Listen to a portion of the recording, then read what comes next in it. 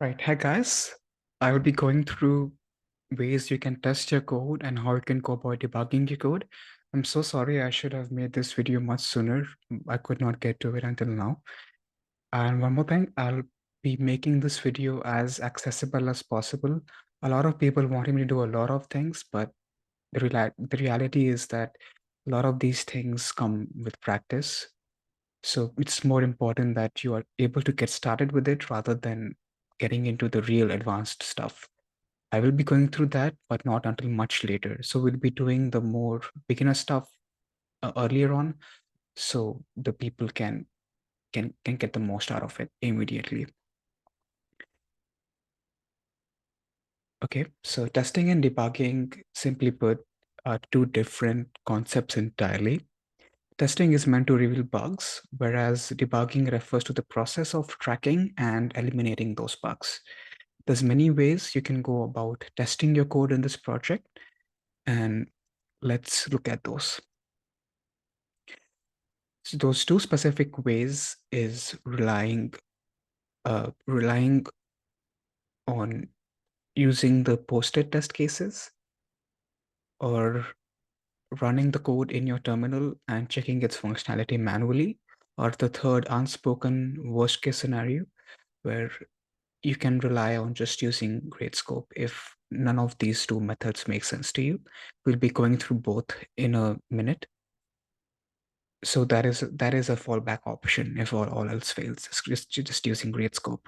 Since we do have file diffs enabled now, it's important to note that it's easier to just run the code in your terminal and check its functionality manually. But ideally, you can also use the second way as well, using the test cases provided. So the methodology would look something like you test your code locally by just checking functionality, submit on Gradescope, see which cases are failing, go back to your terminal and compare your output with the given test cases. So testing your code by running it in the terminal is the simplest and also my recommended way of getting started with testing your code. This is specific to our CSE 310 projects because of the way the projects are written, but you can use this method for all of the projects in the future. So let's get started.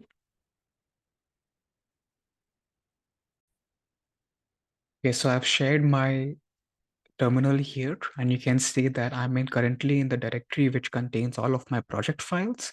I have also put my posted test cases in this folder. Ignore some files like valgrindout.txt. Those are not relevant right now. But hopefully you know this by now. We'll be running the program by doing pj1, and I'm putting // to tell it that dot means current directory, current folder, and slash is to basically denote uh, this folder starts. So // means this folder, and then pj1 is the name of the executable. So I'm doing / pj1, and I'm giving it two files, two arguments, which is I file and O file. My I file contains numbers 1 and 2. So my initial list contains 1, and that is connected to a node which contains 2, and then 2 points to null. And my O file is the file to which I'm writing with the write command, which is one of the instructions which is given in your project description. So if you don't know what the write command is, read that. The write command is meant to write the contents of the linked list to the O file. But let's run that now. And you can see that this program is just running. So if I do stop here, it will stop that execution. So in this interactive environment, I can run any command I want. Print. So again, I had 1 and 2 in my I file. That's why it's giving me 1, 2 there. Let me insert 0. So insert adds to the head of the list. So it's 0, 1, 2. Let me do append 3. Print again to check if the output is as I'm expecting it to look. So it's 0, 1, 2, 3.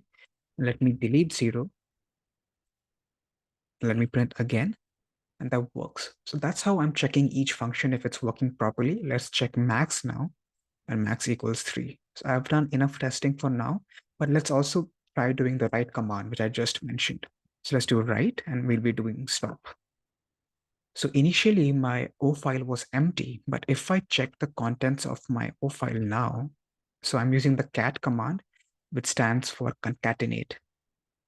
You can see I have 1, 2, 3 there, which got added there in my once I executed the write command. If you're unfamiliar with these commands like cd, cat, ls,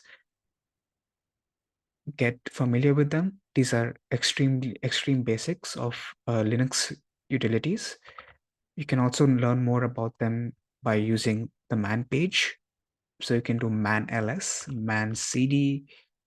There's no entry for cd, but there has to be one for cat, man cat. But if the man page is too much for you, you can also install a package called tldr. Since I'm using Ubuntu, I can do sudo apt install tldr or something like that. You might need to search up on Google what is the name of the package which Ubuntu 22.04 has, whichever version of Ubuntu you have. And you can see that if I do tldr cat, let's say, it will give me common usages of those commands. Okay, let's get back to our slides.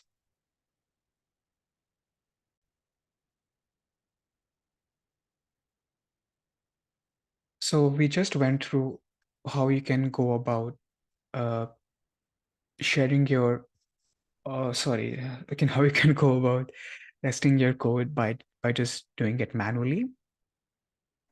But there's another way in which you can go about testing your code, which is by using the provided test cases. So before we cover this, be sure, please try to gain some proficiency with the terminal. So you want to be using the redirection operator, which are the angle brackets, and some new commands called file and diff.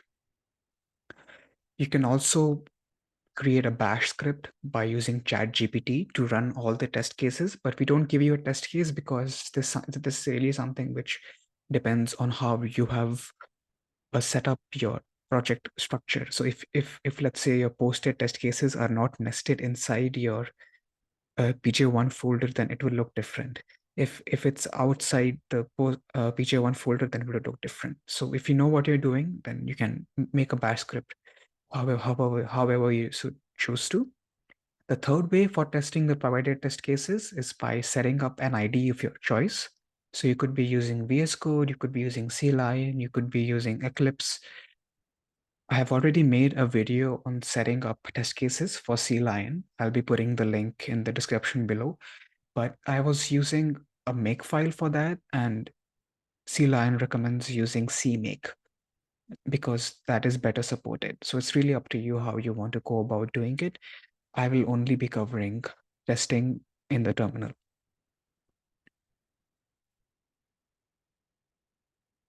So what text editor are you using? You will find it most convenient to debug code in the same environment you edit code in.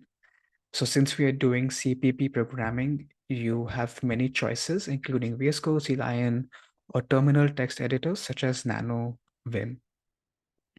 Regardless of which one you choose and configure to your liking, let's discuss good ways of debugging. But as I promised, I also want to get into showing you how to run the test cases. So let's do that.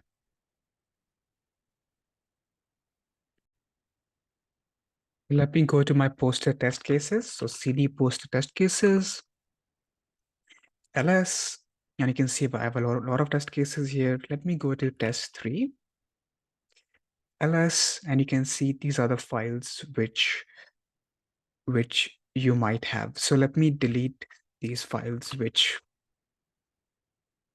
I created myself. Okay. So this is how it might be looking for you. The execution script is kind of wrong. So I'll be actually deleting that. You can choose to make changes to it if you feel that's more up your alley. And the commands file contains all the commands which the test cases is testing against. So if you just want to check manually, then you can just have this file on your side and just test your code against that. And of course, the I file will contain the nodes which the list should contain before running the commands. And the O file is actually the expected O file, and the output is the expected output. So at the end, you want to be comparing your O file with your output, your O file with their output, and your out and sorry, what am I saying? Your O file with their O file, your output with their output. So we'll be making two new files called my O file and my output. You can do it in any way you want. I'm using the terminal here. So now I have two new files there, and now I'll be running a command to which is given in the section 15 of your project description. I file, my O file, and my output. And it's important to note that this path will look different for you. This could look different for you. So dot dot means go one directory up.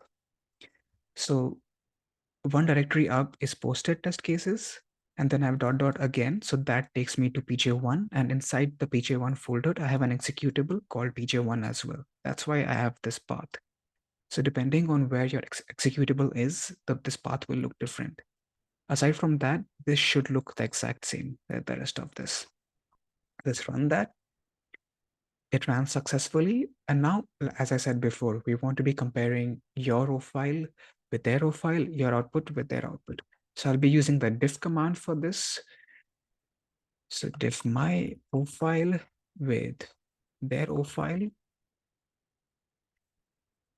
diff my output with the given output. And you can see that it's the same. It's pretty much the same. I think there are no differences which I can tell. And that's how I know that my test cases work. My test case 3 works. You might have to do this for every test case, but as I mentioned before, you can use a bash script to automate checking test cases for all of them simultaneously, but it's not something which we are going to get into much. Okay, so how do you go about debugging? A lot of programmers claim that they don't need debuggers, so you could be one of them, and that logging is sufficient along with duck debugging. So example of logging is just putting print statements in your code. A tip regarding this would be to print to standard error, so stderr instead of standard out, because on grade scope, right, the output will be messed up if you print to standard out. But grade scope will not do anything or complain about anything if you're just printing to standard error. So for your own reference, you can print a lot to stderr. And then there's another example called duck debugging, which a lot of you on Discord should be doing, which is staring at your function and trying to explain line by line what you're doing. So don't think that you know that you have done the function correctly. Like take a piece of paper, draw it out line by line, and see what's actually happening in your code, or explain to yourself how you're doing something. That is duck debugging. So most of the times for these projects, logging and duck debugging will suffice, but now we'll be getting into more advanced stuff, which is the Kanu debugger, also known as the GDB. So if you're a Mac user, you will have to use online GDB because the architecture of your computer ARM64 does not support GDB. You would need to use a different debugger like LLDB. So if you want to be using GDB and maybe trying to follow along, then you want to be using online GDB. I'll be putting in the link in the description. But before we get into more advanced stuff, I want to look at a more beginner-friendly way or teach you a more beginner-friendly way to detect where seg faults occurred. So you might be encountering segmentation fault, and using the kernel debugger, we can figure out exactly where that's happening. One more side note is that a lot of you must be familiar with the debug button on your VS Code IDE, on IDE editor, and a lot of them are just graphical interfaces for GDB. So if you're not able to set it up on your IDE, then you can just use the command line. So unfortunately, the project is still not past us yet. So I have made a new file where I am manually creating the linked list. So I'm not giving any hints regarding how to implement even the print function. But let's look at the file which I've made so far. So I'm using C syntax. That's why I have included standard IO. I have instantiated a struct. I am creating 3 nodes. So first is synonymous to head, and the second node, a third node, and I'm initializing their values to 0, 1, 2, and I'm connecting them. So first dot next is pointing to second, second dot next pointing to third, third dot next pointing to null. And then I'm printing the list by creating a temporary pointer called current. And then while current is not equal to null, I want to be printing the key and keep iterating till the end of the linked list. Simple enough. Um, so let's try running that. And I've also made a make file. So these are 4 commands which my make file has. Debug this to make an executable using G++, to clean, to run, and to debug. So make sure you understand this. It's not that hard. I just made this to make it easier for myself. So let me do make clean, then make the project, and make run. And that just gives me the contents of the linked list 0, 1, 2. Simple enough, right? But let me try to mess with the file now. So let me try doing something which is illegal or you should not be doing. So in here, don't do this. I'm doing this to replicate a segmentation fault. So let me make a new pointer, temp, and I'll make that null. And let me initialize or try to dereference a null. And of course, if you try to dereference a null, you get a null pointer exception. And this will be a dereference of temp. Okay, now that's done. So we'll be doing make clean again.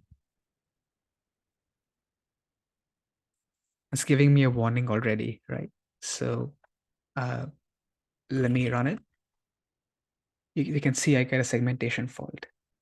And now comes in the magic of using GDB. Like, how do you figure out what's going wrong here, right?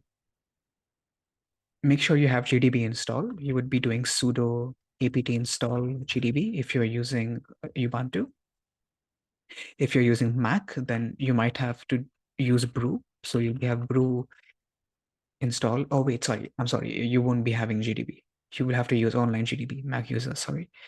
But let's use GDB, and I'll be giving in the name of the executable. So in this case, it's debug this. We run that. And now I'll be, so normally, right, your debug this will be PGO1, and then I would be doing run. And for PGO1, you'll be doing I file, O file. But since my program is much more simple, I'm just doing run. And when I run, right, you can see it gives me the line on which I've segfaulted. And by going back, I can fix it. So if I exit here, so I quit here, yes, I go back, and let me just quickly delete that and make clean, and then make my project again. And let's run that. Voila, that fixed it, right? So that's how I can use GDB to figure out where my code is segfaulting. So from this point on, if you're watching so far, please know that now I'll be getting into more advanced ways of using GDB. What I just showed you was a super beginner friendly way, but it's much more powerful. So you can stop watching if you're not interested. It's only gonna be useful for people who might be taking CSE 365 in the future. It's good to know GDB. Even I'm learning about it. That's why I don't want to overwhelm you with stuff because I don't know the best way of going about some things either. So now let's do another demo and see how we can use GDB in a more natural way. So in my makefile, you might have noticed that I have debug this new command there. So let me just debug on that program there. Oh, sorry, make debug. There we go. Control L to clear my screen. And now we can get into some GDB commands. So you might want to be using a GDB cheat sheet to gain more familiarity with the basic commands. And you can also enter TUI mode using Control X, Control X, then releasing and then A. But if you're interested in that, do your own research. But let's get into some simple GDB commands. So info functions. This gives me all of the functions which my executable has. In this case, it is int main. I only have one function. If you're running it with PJ1, you might have list read, list print, all of those functions. And I can set a breakpoint. So let me set a breakpoint at main, break main. And now I can do continue to run my code up until that point. Okay, the program is not being run, so I'll be doing a run, and then it breaks at main. Now I can do some commands like info locals, and that gives me the values of all of the local variables. I can do info args to give me the value of the arguments. There are no arguments since it's int main void. You can see here, there is no arguments for the function. That's why there's no arguments there. You can see how GDB knows a lot about the program already. And you can step over the function line by line. So let me do next here. That executes the next line. Next, that executes the next line. And you can see how, right, I am initializing the node in this case. What if I want to check if my node is being initialized? Well, let me first run this line called first key. Okay, and now let me try to print first key. And the value is 0. Let me try to print second key. Since the line has not run yet, it's still 0. But let me run the next line. So this will be 1 this time. If I do next again, it should execute that line. So now I can do this. Third key. And that's how you can check the values of the variables after setting breakpoints. That's the beauty of using GDB.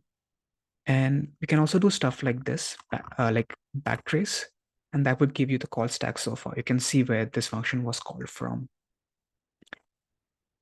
It can get much more complicated. Yeah, using GDB, it's like an entirely own language in itself. You can also install plugins for GDB like Jeff.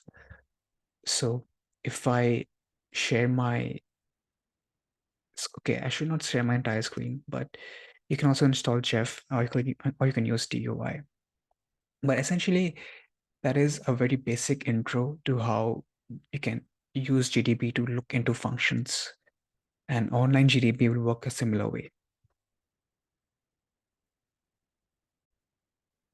So if you're interested into looking more into GDB, this is a GDB cheat sheet which I've linked. And one college, which is CSE 365's learning platform, essentially, has a module called Debugging Refresher. And I haven't done it myself yet, but the resources there, which you can see, are extremely useful. if you want to look more into it. This video has already been quite long. Thank you for watching if you have come this far, and all the best. If you have any questions, any good questions, please ask them in project help. Otherwise, now you have the means to help yourself by using GDB. All the best, and yeah, have fun.